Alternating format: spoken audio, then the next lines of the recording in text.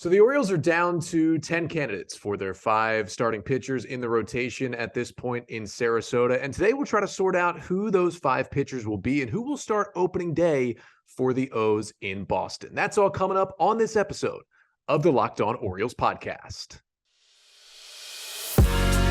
You are Locked On Orioles, your daily Baltimore Orioles podcast. Part of the Locked On Podcast Network, your team every day. Hey there, Orioles fans. Today is Wednesday, March 15th, 2023, and welcome back into the Locked On Orioles podcast, part of the Locked On Podcast Network, your team every day. As always, I'm your host, Connor Newcomb, and today we are joined once again by Nathan Ruiz. He covers the Orioles for the Baltimore Sun. He is here to talk all things Orioles starting rotation as we inch closer and closer, just about 2 weeks from opening day. And Nathan, first of all, thank you so much for jumping back on the pod today. Yeah, Connor, thanks for having me as always.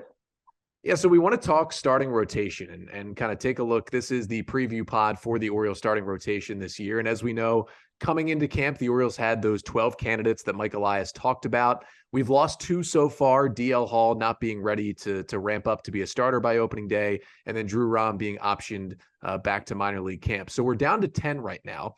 And the place I think a lot of people want to start with is who's going to start opening day, because there's not the clear candidate on the roster with John Means still being out and, not going to be back till July.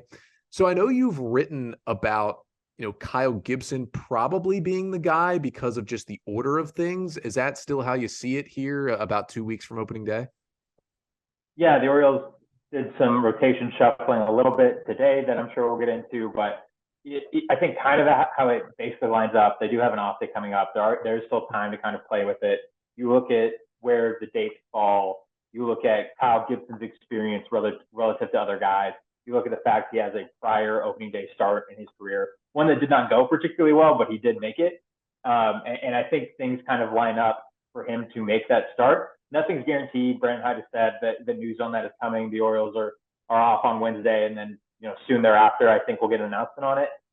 There are other candidates. There are definitely guys you can make an argument for. You look at, the season that Dean Kremer had. You look at the second half that Kyle Bradish had. You look at their other offseason acquisition in Cole Irvin. So there are other guys here, and you wonder, if incumbency with a Kremer or Bradish ends up winning out. But I think just, looking how teams generally kind of operate in terms of veteran leaders, I think Kyle Gibson has stepped in and been that for this pitching staff. And as a result, is going to end up being the opening day starter. If it ends up being someone else, I wouldn't be surprised. There's still, still have to make 2 more starts or so before the season begins, and you never know what's going to happen. We've seen it plenty of times. You looked at Alex Cobb back in 2019, named the opening day starter. You look at John Means in 2020, named the opening day starter, and then those guys end up not making those starts for injury reasons. So obviously the hope is that whoever they select and the other 4 guys, that's not the case. They don't have to worry about that. But as it stands now, my expectation would be that it's Kyle Gibson, but if it's someone else, I also wouldn't be surprised. Yeah, I've been working off the assumption that it's going to be Kyle Gibson. You mentioned, he's the only guy in the rotation that started opening day before. Again, 2021 in Texas, I think he got 1 out and he gave up 5 or 6 runs. It did not go well in his only other opening day start, but he's the only one that's done it. He is, the highest paid free agent that Mike Elias has ever brought in on a 1-year, $10 million deal. And we don't have the obvious guy at the top with Means out. It seems like it's going to be Gibson. So after that, I did kind of want to get into just a little bit the Brandon Hyde comments from Tuesday, where, there's a little bit of the shuffling of the order after, as you mentioned, the off day on Wednesday, the pretty rare off day here in these spring training games, and, having to do with shuffling with Cole Irvin and Kyle Bradish. Do you read anything into it? Do you think it's going to change, maybe not the opening day starter, but the order? I mean, the hope is it's not because there's any kind of injury to any of the 5 guys, but do you read anything into, shuffling it a little bit once they get back on the field on Thursday? Yeah, I think honestly it's hard to read fully into it just because we don't have all the information. And talking with Brandon Hyde yesterday, he's not always necessarily the one. This is kind of like an inside baseball journalism thing for people. He's not always necessarily the one who announces the starters. Sometimes it's the PR department. Sometimes it's just in the pregame notes we get. So on the pregame notes we got today, Cole Irvin was listed as their starter for Thursday's game. And for the most part, how the Orioles have operated recently in terms of their rotation, it's been Kyle Gibson, Tyler Wells, Kyle Bradish, Cole Irvin, Grayson Rodriguez. And obviously other guys are throwing on the same days as those guys. We've seen Austin Voth paired with Cole Irvin. We've seen Spenser Watkins paired with Grayson Rodriguez and so on and so forth. That's obviously had some alterations to it where, Cole Irvin threw on a backfield, but So with the off day on Wednesday, on Thursday, Cole Irvin is starting, which if there was a game on Wednesday, that would have been his day. Without a game, that becomes Kyle Bradish's day. So there's just, there was like, oh, that's different. So ask Brandon Hyde after today's exhibition about it. And obviously he's probably not really even thinking about tomorrow's game. He just finished the game in Bradenton. He's trying to get home. And he seemed kind of like thrown for a loop. He wasn't, all he said basically was that, oh, we're just trying to line things up for opening day. And obviously, as you get through this off day, as you're down to like the last 2 weeks before opening day, that's really what the focus is getting your, regular guys ready on both sides of the ball, getting them ready for opening day. And so I don't know if there's anything necessarily to read into it. I was kind of curious with how that order originally was of, Gibson, Wells, Bradish, with an assumption that Dean Kremer might end up being the guy who ends up slotting in that number 2 spot. In that, Kyle Bradish was really good to close the year last year, and his one really, really bad start was at Fenway Park. So I was fascinated by the idea of having him be your number 3 starter at Fenway Park. There's also the aspect of Cole Irvin has pitched in the AL West for the previous 2 years, and their next series is in Texas. Obviously, there's the Grayson Rodriguez, his first start could possibly come in Texas. There's a lot of different elements at play here. And so I think that, the Orioles have a lot more information than I do. I'm sure that, Thursday morning or Thursday afternoon, when we speak with Brandon Hyde again next, we'll get a clear idea of where Kyle Bradish now falls in this. It's possible that he and Cole Irvin are just swapping days. It's possible that Kyle Bradish is going to throw on a backfield that same day. We just don't have all that information right now, so it makes it hard to definitively say, like, this is what this means and this is what they're doing. But all I know is that Cole Irvin is starting on Thursday now. Yeah, I think the hope is that maybe it's just the hope is really that it's just nothing and it's just because of the off day. But even if it is something, the hope, I guess, would be, hey, they looked at it and said, you know what, the Red Sox squared up Kyle Bradish at Fenway last year. And, maybe they see Cole Irvin and think that Texas lineup has too good a read on him with him being in Oakland. So they said, let's just make a switch here. Let's send Cole Irvin to Fenway. Let's send Kyle Bradish to Texas. And of course, Grayson Rodriguez would be cool to make his major league debut back in his home state here. We'll get back to chatting about the Orioles starting rotation with Nathan Ruiz of the Baltimore Sun here in just a moment. But first, this episode of the Locked On Orioles podcast is brought to you by FanDuel Sportsbook.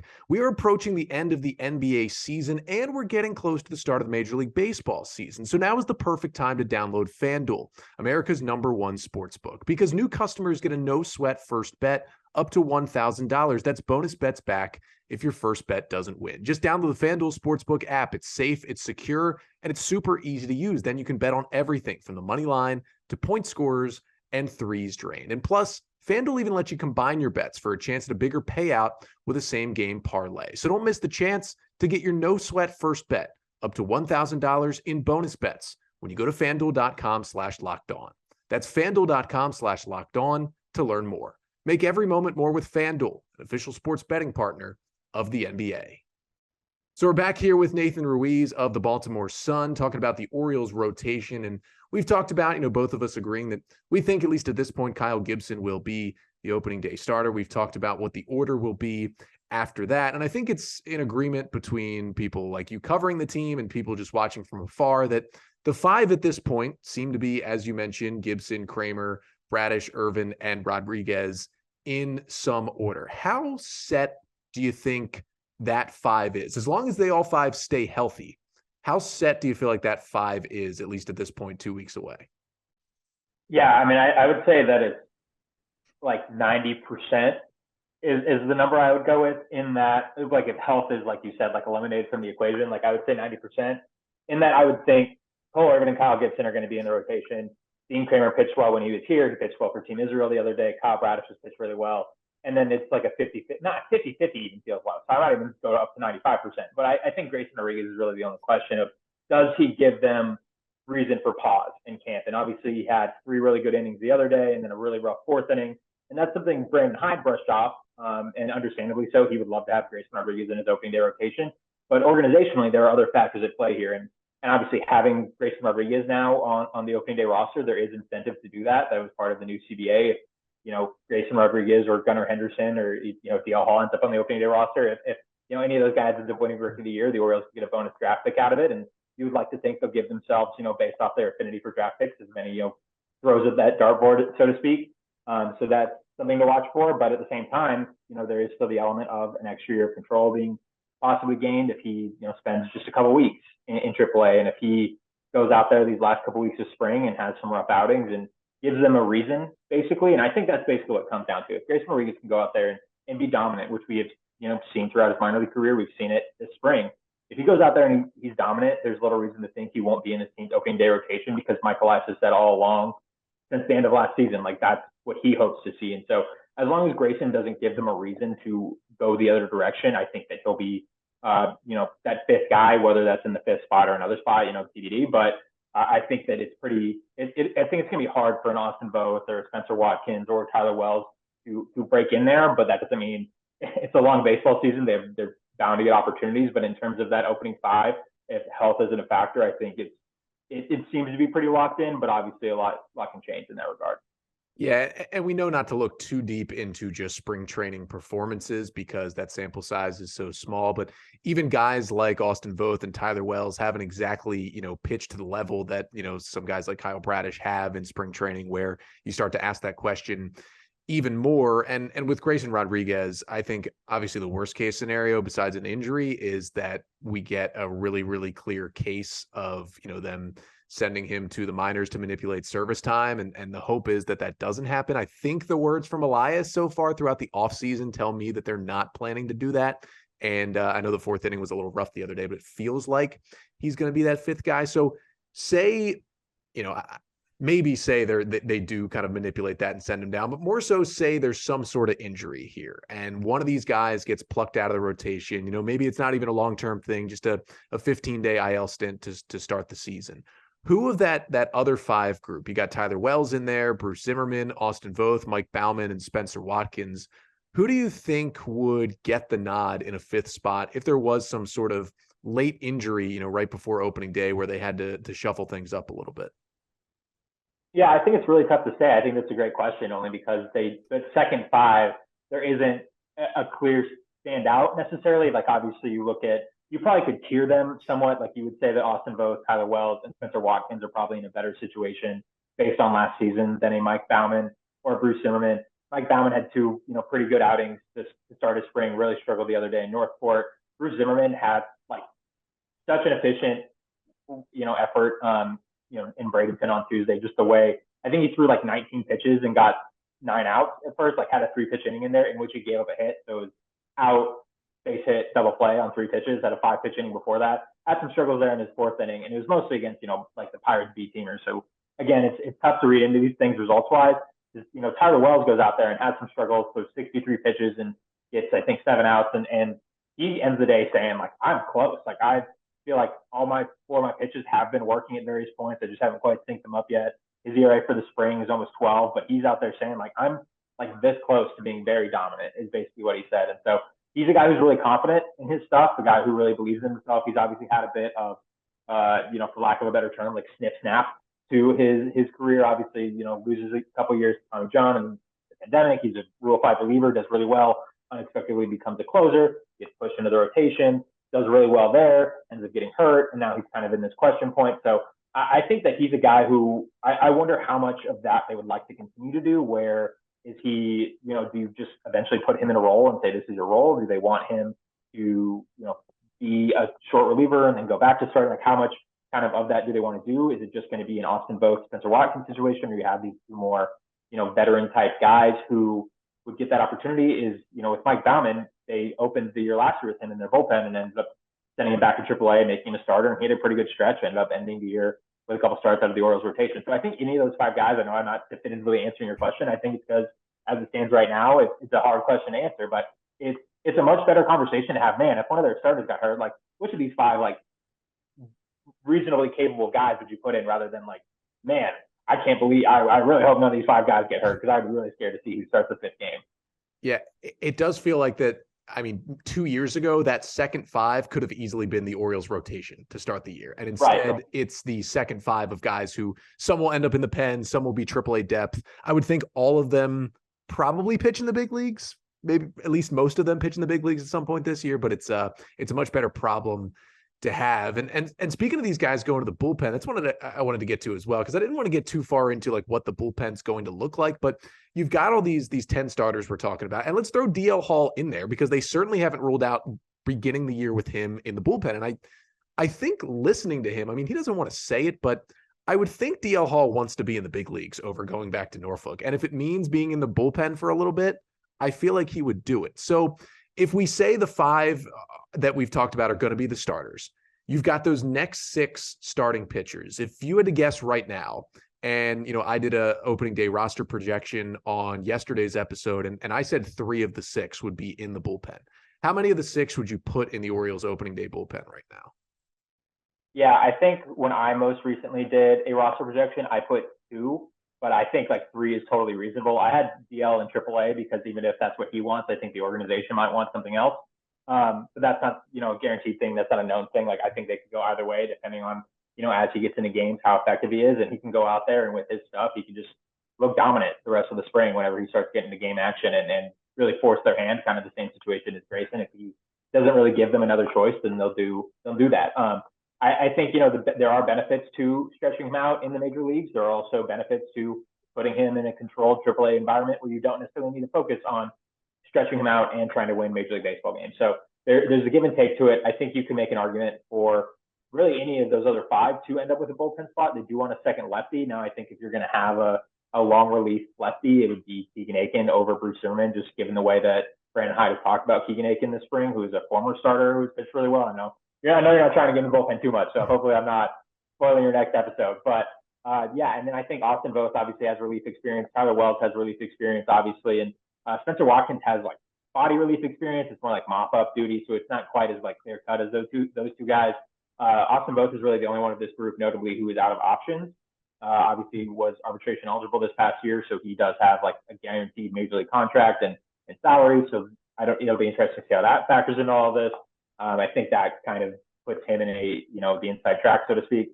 That said, like if this team's now trying to compete, it's not. I don't think that there are elements of things happening here, as has been discussed in many of these spaces about what they're doing, how they're operating. But at the same time, like they're trying to win Major League Baseball games. They're throwing the word playoffs around, and I think the ideal goal is to put together the 26-man group that gives them the best chance to do that. And if that's Austin Voth, DL Hall, Spenser Watkins, and Tyler Wells being that back latter half of the bullpen, if that's those 4 guys, if that's what they determine, that's what they'll go with.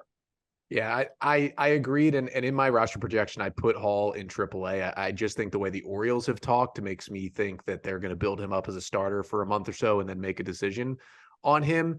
I put Voth and Wells as, guys that'll probably be in the bullpen. And I put Mike Baumann as my 26th man to make the team. I just feel like he doesn't have a lot more to gain from AAA Norfolk at this point. And I just think they could put him in there and maybe it was tough. I took him over like an Andrew Politti on the roster. So we'll see if that ends up being the case, but he certainly has a case to make it. Let's finish up back with the 5 guys we started talking about, the guys who we think are going to be in the rotation. You've written about it, that Dean Kremer and Kyle Bradish did basically everything together this offseason, training wise. They're basically in the same sentence whenever you talk about the Orioles rotation, because they're the 2 guys that broke out in the second half of last year. 2 younger guys, both came over via trade to the Orioles, and now, could headline this rotation moving forward. So each of them took a step forward in 2022. If you had to pick just one to take an even further step in 2023, that basically solidifies them as like a top of the rotation, maybe not number 1, but a number 2 guy heading into 2024, who would you pick? That's a great question, just because I think there's like a legitimate case to be made for both of them. You look at, Dean's are like the most, maybe like in terms of like pitching, like thoughtful guy on the team. If you just like talk pitching with him, he's super insightful. You look at, the approach he took to his offseason. He added a slider, added a sweeper, just looking to get, basically all the shapes is how he puts it. He wants to be able to attack any type of hitter with any type of swing. And that, that thoughtfulness has made him a good pitcher. You look at the pitcher he was in 2021 versus 2022. That's like a guy who really is thinking hard about this craft and wants to be really good at it. And then you look at Bradish, and I think just the jump he's taken in the Orioles organization, the level of just like pure pitching talent, the stuff, what he has with that slider. He's added the 2-seamer, and that's when he really took off. He modeled himself after Corbin Burns in a lot of ways, but sliding over on the mound, adding that 2-seamer. His fastball isn't a true cutter, but has a lot of natural cut to it in the same way that Corbin Burns throws a cutter. And obviously, that's a guy who the Orioles would like to have atop their rotation. Then maybe we'll see that at some point. Who knows? A lot of talent in this organization, a lot of trades to be made maybe at some point. That said, if maybe they have Corbin Burns at home. I think that Kyle Bradish is my pick for this question. Just when you look at this stuff, just when you look at, obviously really struggled as a rookie in the big leagues in the first half, but made some adjustments and really was dominant in that second half. Is I think when you look at some of Dean Kremer's underlying numbers, not to say he got lucky, but there was some benefits there. Some numbers about runners stranded and some of those. I know people just look at ERA in a lot of cases and say, oh, wow, he had a great year. And he did. He obviously, got the results he wanted through a shutout against the team that won the World Series. Kyle Bradish also pitched great against him twice as the Dean. And so I think that there's a legitimate case to be made for both those guys. But just when you look at what Kyle Bradish, did, see, mixing them up. Look at me. When you look at what Kyle Bradish did in the second half last year after making some adjustments, when there's a cause and effect to these things, it becomes a lot easier to consider them to be really legitimate. I think with Kyle Bradish, he has a real opportunity to build off his second half. Yeah, I'd take Kyle Bradish as well, and it's nothing against Dean Kremer. I've just been in love with Bradish's stuff, and seeing him make real-time adjustments, while he went out with the shoulder injury last year, adding the sinker and switching sides of the rubber that he was throwing from, and to see it have real results down the stretch was really, really cool to see. And I do think Dean's going to be good because, you wrote about kind of having the more shapes in his pitches and the sweeper, and, we saw it for Team Israel last week. It's going to be fun to watch. Another one kind of in the same path is I think Cole Irvin and Kyle Gibson are definitely being grouped together just because they're the two locks, they're the two veteran guys. Let's say there's a scenario where John Means returns and he's replacing either Irvin or Gibson. Which guy do you think, if that were the case, kind of in a vacuum, he is more likely to replace in the rotation by the time we get to, let's say late July, early August when Means is ready to rejoin that rotation? Yeah, I mean, I think that timeline you offered kind of helps to explain the possibility and kind of validates what I'm going to say. Like, I think it's very possible that if this team is competitive and you've got Grayson Rodriguez in the rotation, you've got maybe DL Hall in the rotation, you've got Kyle, like, there's a lot of different, this group of 10, 11, 12 even, like, it's not going anywhere. So these guys will still, for the most part, all be in the organization, you assume, and still be fighting and jockeying for spots all year. Kyle Gibson's on a one-year deal, and the Orioles could kind of play this game where, who knows how competitive they'll actually be. Like, obviously there's hope, but you look at the projections, they're not necessarily favorable to things. So it's possible that this team is not actually competitive. It's also possible that it's not competitive, and Kyle Gibson is pitching fine. He's being kind of that, mid-fours ERA, around league average starter that he's kind of always been throughout his career. And they say, well, we can upgrade that spot by putting John Means into it. And obviously they'll have some caution with that. John Means coming back from Tommy John surgery, no guarantees he's the all-star no-hitter throwing pitcher that he was before the injury. But I think if I had to pick between those two, just given the control situation at play with Gibson versus Irvin, I think it's definitely possible that this team does what maybe people hoped it would do last trade deadline, where they buy and sell at the same time. I think that's definitely a thing to look at. Adam Frazier, not to again steal from your infield preview, but I think that is kind of another situation where that kind of possibilities may be at play, and that's getting pretty far ahead of ourselves when we're talking about a team that hasn't played a regular season game yet. And, now these guys have thrown a regular season pitch yet. But I think if I had to pick between those two guys, like, I think John Means would be the fill-in for Gibson in the sense of just kind of moving things around as that team headed into the second half. Yeah, and Irvin, getting him with the 4 years of control, and for Kyle Gibson, you're giving up $10 million. Now, it seems like that's a much bigger deal for the Orioles than it is for the Orioles. $5 million, Yeah, exactly. But, for Cole Irvin, you gave up Darell Hernandez, who I think they thought was going to be a major leaguer. Now, maybe not with the O's because there were so many shortstops ahead of him, but they invested a lot more, I think, at least from their standpoint, in Cole Irvin. So that would make sense. I just got two quick ones for you before I let you go. The first one is, what do you see the ceiling being for Grayson Rodriguez, especially if he is on some sort of, I won't call it an innings count, some sort of soft innings limit? It sounds like he's probably going to be on this year. Yeah, the way that they talk about the innings limits with him, with John Means too, if you want to throw, like, Tyler Wells could kind of end up being in this type of mix as well. None of these guys threw a ton of innings last year. Dean Kremer started off the year with an injury. Kyle Bradish spent time on the IL. So all these guys are kind of in this weird mix of what do we, how much can we get out of them? Michael Elias has said, we don't want to shut down anyone. We want all these guys to be able to help us. If this team has its eye on the playoffs, like, it's going to need Grayson Rodriguez in August, September. And then if it has its eyes on going further than that, it's going to need him in October.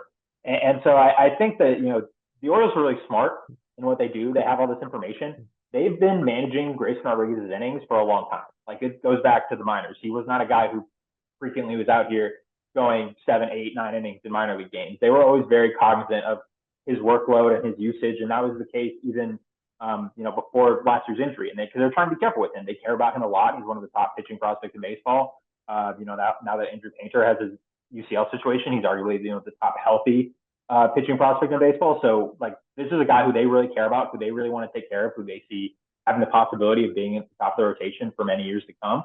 And they're going to do what they can to get as many innings as they can out of him without putting him at risk. And so what that number is, I don't know. They don't quite know. They probably have a number in mind. They have a range in mind, but there's not an exact science to this per se. There are studies in it. But Michael Elias basically said, like, there's no concrete proof that, like, if a guy is exponentially jumping in innings from one year to the next, that there's, something definite about what's going to happen to him long term. And so, but they'll take the best information they have. They're really smart. It's a great pitching department they've built here, and they'll put every ounce of science that they have and, baseball knowledge into it, and hopefully come away with a pitcher who is one of the best rookie pitchers, and in an ideal scenario, one of the best pitchers overall in baseball. And that's the kind of potential that they think Grayson Rodriguez has. And I think that's why Michael Elias has been so adamant. Like, this is a guy who, if all goes well this spring, will be in their opening day rotation. Yeah, I think that quote from Elias about, there's no, really firm research and science about these innings limits was probably the most encouraging thing Mike Elias said all offseason for Orioles fans, because it felt like, hey, you know what? They might let Grayson Rodriguez a little more loose than we think. The last one is just a quick one here. Let's assume that on March 30th, when the season opens, it's those 5 pitchers we've talked about. It's Gibson, it's Kremer, it's Bradish, Irvin, and Rodriguez in the starting rotation. On September 30th, how many of those 5 are still in a 5-man Orioles rotation? I'll say 3. You got to get John Means in there. I just think like an injury is going to happen somewhere. Like, the Orioles got really lucky last year in terms of their rotation health. Like, obviously, I say that when like John Means had Tommy John surgery and they never got an inning out of Grayson Rodriguez. But I think they were relatively lucky last year, so 3 even might be high. But that's what I'll go with. I have no idea who the 3 are. I don't have any guesses, but I'll say 3. I'll say 4. Maybe guys stay healthy and a plug-in is some sort of trade at the deadline because the Orioles are hopefully playing well. But Nathan, thank you so much for joining us once again here on the pod to preview the starting rotation. Before we go, just let everybody know where they can find you, where they can read your stuff, not just in spring training, but once we get started with this 2023 Orioles season. Yeah, you can follow me on Twitter for as long as it still exists at Nathan S. Ruiz. And you can find all my work at baltimoresun.com/sports/Orioles. So that was Nathan Ruiz, the Baltimore Sun. We thank him so much for joining us. I'm Connor Newcomb, and you've been listening and watching the Locked On Orioles podcast. We'll be back with you tomorrow for another episode, keeping you updated on all things Orioles spring training. But until then, this has been the Locked On Orioles podcast, part of the Locked On Podcast Network. Your team every day.